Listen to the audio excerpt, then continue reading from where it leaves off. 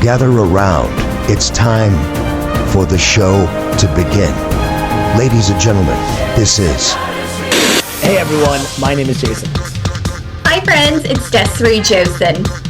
All right, there were so many matches this year that were just too much. So this won't be a shocker because we've had a handful of really awesome matches that we just can't stop talking about. How many times have these guys fought? Like it's been quite a bit. I've been saying this all year. They're just so great to watch. We saw the heel turn coming, and then when it happened, nice and bloody, both dramatic and beautiful. You are now entering the ring with Chutes and Ladders podcast. Here are your hosts, Desiree and Jason. Chutes and Ladders Clash in Paris review. What's going on, everyone? My name is Jason. Hi friends, it's Desiree Jason. We break down the biggest moments, jaw-dropping spots, and standout performances, all fueled by a hot Parisian crowd that carried the PLE. Let's dive in and break down Clash in Paris. What are your initial thoughts, Des? It's an international crowd. So Paris went crazy. They did not disappoint. Super electric, really great matches. Yeah, it was a good weekend. I'm with you on that. Honestly, the crowd by far gets performer of the night. Yeah. All right, Des, let's start things off with the big opener. Roman Reigns taking on Bronson Reed. Give me your take. What stood out to you, and what grade are you giving this match? All right, this is not how I expected it to go. Even though we did predict Roman to win, and he did, I wasn't expecting Bronson to be so, I guess, do I want to say elevated? I don't know. But he definitely did more than I expected him to do. He did stand his own, and he did counter after counter. And that was the frustrating thing as a Roman fan in this kind of match where you're like, are you kidding me? He can't even spear him. He can't even Superman punch him. But he did exactly what he was supposed to do. So, I liked it. The ending really kind of bothered me just because I felt like it was overdrawn. I was looking at the time. It was going on for 45 minutes, and that was like an extra 15 minutes after Roman won. I was like, cool, come out, beat him up one time and be done. But they just kept going back and back. That was my only negative where I was like, God, this is taking forever. Get them out of here. But it wasn't bad. I liked it. It was pretty good. I'll give it like a B. Yeah, I think a B is a fair grade. I'm actually with you. I think this is maybe a hint that they're going to push Brunson a little bit more. Obviously, they're setting up a match between Spear versus Spear, which would be a lot of fun. So, yeah, but I'm kind of with you. It definitely went a lot longer than I thought. But, yeah, I think a B is a fair grade. Yeah. All right. Next up is the WWE Tag Team Championship match. The Wyatt Six taking on the Street Profits. Des, what's your take on this one, and how would you grade this match? As much as I'm fans of them, I felt a little underwhelmed with this one. I felt like I was just watching a SmackDown match. That's exactly my thought on this match. And I felt like even the crowd was really trying their hardest to get into it. And I don't feel like they got them there. And not saying that they didn't perform well. They had some really cool spots. They work really good together. But this was the one match where it was kind of a flop, where I was like, oh, I would have been okay not watching this one on a PLE. And I hate saying that about them. And one thing, too, is with Wyatt Six, and are they now, I can't tell if they're supposed to be faces or heels. Am I kind of, I may be in the wrong, but I'm like, I can't really tell what they're going for. So that was my only thing. But, it wasn't terrible, but yeah, it was a tag match. So I'll give it like a C+. Most people are actually giving it C+ too. I'll be a little bit nicer. I'll give B-. Here's actually the overall problem from a writing perspective. They keep doing these matches on SmackDown and Raw or SmackDown, but mainly on SmackDown. And when they do that, there's no purpose of having it on PLE. I think they should set up the story more and then have the actual match during PLE.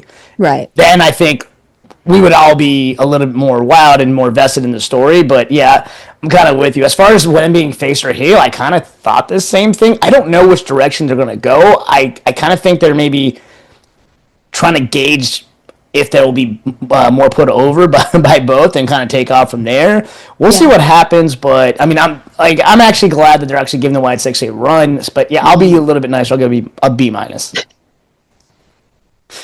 All right, now let's roll on to the WWE Women's Intercontinental Championship match. Becky Lynch versus Nikki Bella. Des, what do you think of this one, and what grade are you giving it?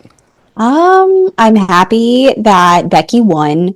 I'm not the biggest Nikki Bella fan, so I'm probably one of the few that's not that excited of her return. But you can tell it's been a while since she's been in the ring because it was a little rusty, I guess you would say that in the nicest way. She missed a couple of spots and it was pretty noticeable, and so I felt like it slowed down. Her pace was a little delayed compared to Becky's. But it was typical. What I loved more about this was the lead up to it. Was I loved their promos. I loved the smack talking and the low blows to each other on the mic. That's what I liked more than the actual match. But like I said, it was just, I think Nikki was just a little off, so that just threw off everything. But yeah, glad Becky won. She did that fun little slide over. I'm loving that the girls are doing these fun little flips and tricks to pin. It's adding a little sparkle to their match. But yeah, just because of that, the speed and everything, I'll give it like a C plus, B minus. Yeah, I think C plus is justified here. I listen, I respect both women. I'm kind of with you. Maybe there's a little bit of ring rust. The match and the angle itself, I kind of just wish they did it a couple years ago. I think doing it now, I don't. And for the IC title, it's just weird. Yeah. The IC title in general for the women's is just not landing like I think they thought. Yeah, I wasn't overly impressed, but yeah, C plus. This is kind of a lackluster on my end too.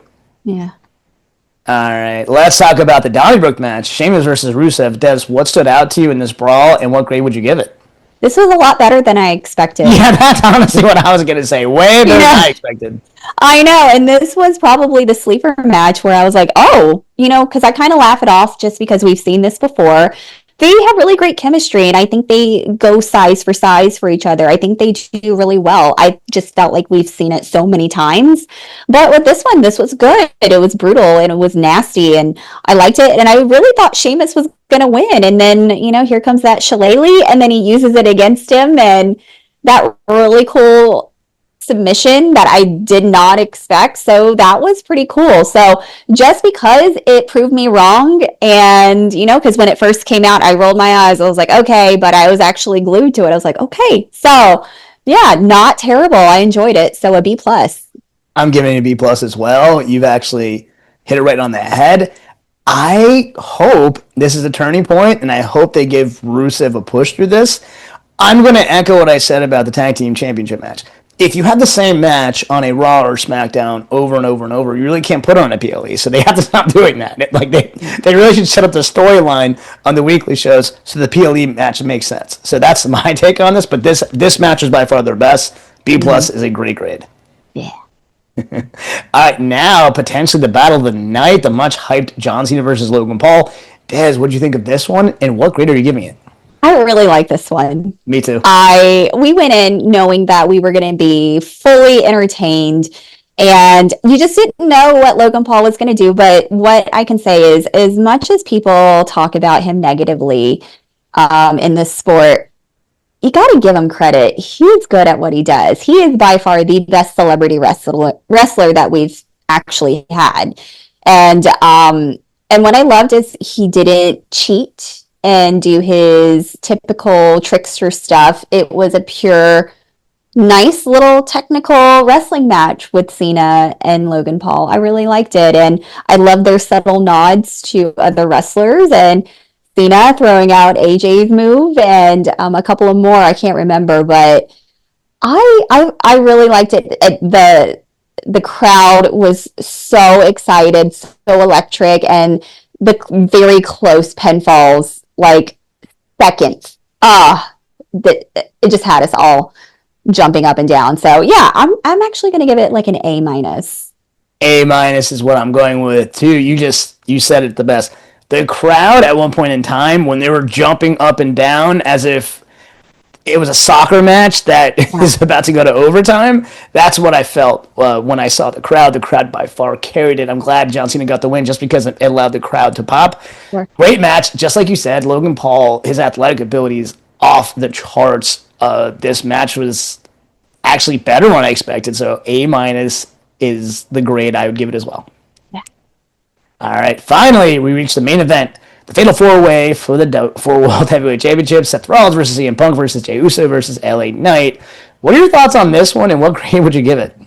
There's a lot to uncover on this one. All right. So as much as we wanted Knight to win, we also said if Knight doesn't win, we want Seth, which makes sense. I, at one point, really thought Knight was going to get it.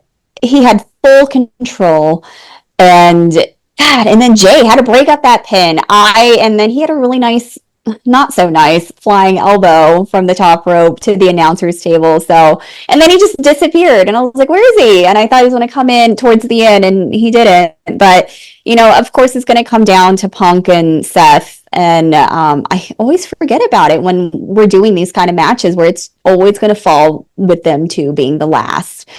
But we got the surprise with Becky. And a surprise, but not so much of a surprise.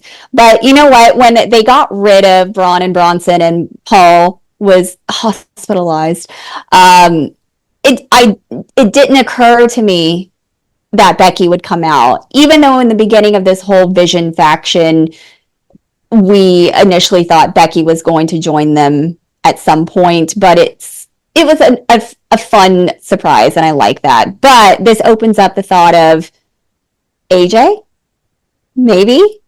And there's speculations. I think there's rumors, but Punk walks out and he's going towards the ramp to the stage, and a fan has a sign that says something along the lines of "Bring back AJ," and he stops and stares at it for like longer than normal and kind of points at it. So maybe we'll get that. That'll be a pretty cool thing. But overall, it was great. Our guy Knight didn't win, but he did very damn well. It was cool. It was a good one. It was an A. I talked a lot.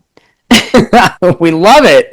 Yeah, I'm going to give it an A. My thoughts exactly the same. I think eventually we all knew that Becky was going to join Rollins. They usually do this anytime there's an on-screen, off-the-screen romance, they usually tied in a storyline. It was going to happen eventually later, especially for two people that are on the top of their game.